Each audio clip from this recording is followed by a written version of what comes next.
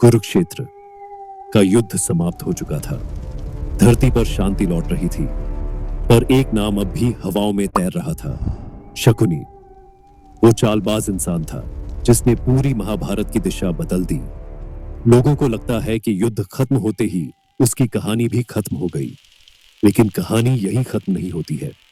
शकुनी के पास एक ऐसा अंतिम रहस्य, एक ऐसा गुप्त दांव और एक ऐसा सत्य था जिसे सुनकर खुद पांडव भी हिल गए थे। आज की यह कथा उसी अंतिम दांव की है जिसके बारे में महाभारत के ग्रंथ भी चुप है। कुरुक्षेत्र की राख में पैर ढसाते हुए युधिष्ठिर ने एक बुझा हुआ रथ देखा। उसके पहिए में एक टूटी हुई पासे की गोटी फंसी थी। भीम बोला, भैया, शकुनी के पासे की गोटी। अर्जुन की आंखें सिकुड़ी, पर शकुनी तो युधिष्ठिर द्वारा युद्ध में मारा जा चुका था। फिर उसके पास से यहां कैसे? युधिष्ठिर के मन में अचानक एक अनजाना भय दौड़ गया। उन्होंने कहा, किसी ने इसे यहां जानबूझकर छोड़ा है।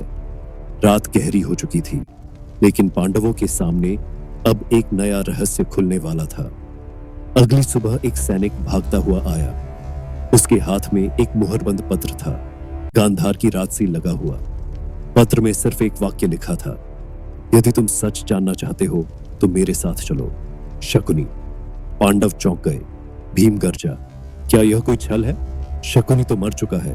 कृष्ण मुस्कुराए, कभी कभी मृत व्यक्ति भी भविष्य पर छाया डाल जाते हैं, चलो देखते हैं। और फिर शुरू हुई पांडवों की रहस्यमयी यात्रा गांधार की ओर। जब वे गांधार पहुंचे तो उन्हें एक पुराना धूल भरा महल दिखा। उसके दरवाजे पर एक शिलालेख था, जहां विश्वास टूटता है वहीं से युद्ध जन्म लेता है। भीम ने दरवाजा धक्का दिया।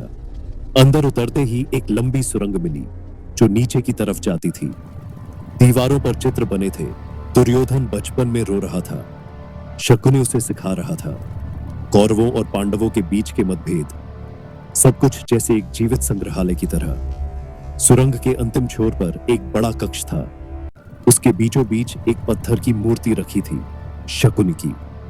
और उसके पैरों के पास एक चमकता हुआ धातु का डिब्बा रखा था। कृष्ण बोले, शायद यही अंतिम दांव है। युधिष्ठिर ने डिब्बा खोला। अंदर एक ताम्रपत्र था। उस पर शकुनी के आखिरी शब्द लिखे थे, मैंने पासे से राजघरानों को नहीं, अपनी किस्मत को खेला था। मुझे छल करना नहीं आता था, पर समय ने मुझे छल करना सिखाया। दुर्योधन के लिए मैं चाचा नहीं, एक ढाल था।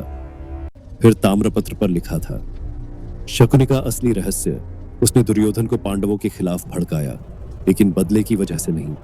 उसकी असली लड़ाई हस्तिनापुर से नहीं, समय से थी। उसे पता था कि युद्ध अवश्य होगा, कोई भी इसे रोक नहीं सकता। पर वह चाहता था कि युद्ध पांडव जीते, क्योंकि उन्हें धर्म की ओर वह पहले दिन से झुका हुआ देखता था। भीम दंग रह गया। क्या शकुनी हमें जिताना चाहता था? कृष्ण शांत बोले, हां, पर सीधे नहीं।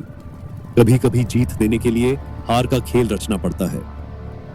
अर्जुन ने पत्र आगे बढ़ाकर पढ़ा, मैंने दुर्योधन को शक्ति, घृणा और महत्वाकांक्षा का पाठ इसलिए सिखाया क्योंकि मुझे पता था कि शांत हस्तिनापुर कभी सुधरने वाला नहीं। युद्ध होना जरूरी था ताकि एक नया युग जन्म ले सके। ताम्रपत्र के नीचे एक नक्शा था, कुरुक्षेत्र का नक्शा। उस पर कुछ बिंदु लाल रंग से बने थे। हर बिंदु वही स्थान था जहां युद्ध के दौरान कौरवों की बड़ी सेनाएं हार गई थीं। अर्जुन बोला, ये तो वही जगह है जहां हमें अचानक बढ़त मिली थी। कृष्ण ने कहा, क्योंकि शकुनी ने युद्ध जब सब मुझे खलनायक कहेंगे, सिर्फ तुम जानना कि मैं सिर्फ एक भाई था जो अपने परिवार की राख से बदला लेने नहीं, भविष्य को लिखने निकला था। मेरे पास से कभी जादू ही नहीं थे। जादू तो परिस्थितियों में था। मेरी मृत्यु के बाद जब तुम्हें यह पत्र मिले तो समझ लेना, युद्ध मेरी हार नहीं, मेरी विजय थी। युधिष्ठिर की आंखें नम हो गईं। उन्होंने कहा, इतिहास ने जिसे खलनायक कहा वह तो अपने ही तरीके से हम सबका साथी निकला। कृष्ण मुस्कुराए, हर व्यक्ति के भीतर एक कहानी छुपी होती है। शकुनी की कहानी बस इतनी थी, वह गलत समय में सही व्यक्ति था। पांडव वापस लौट गए, लेकिन गांधार के उस भूमिगत महल में शकुनी की मूर्ति आज भी खड़ी है। और उसके पासे की गोटी अब भी उसी रथ के पहिए में फंसी है। लोग कहते हैं कभी कभी रात में महल के अंदर हल्की हंसी सुनाई देती है, जैसे कोई अब भी अपने अंतिम दांव की गूंज दोहरा रहा हो।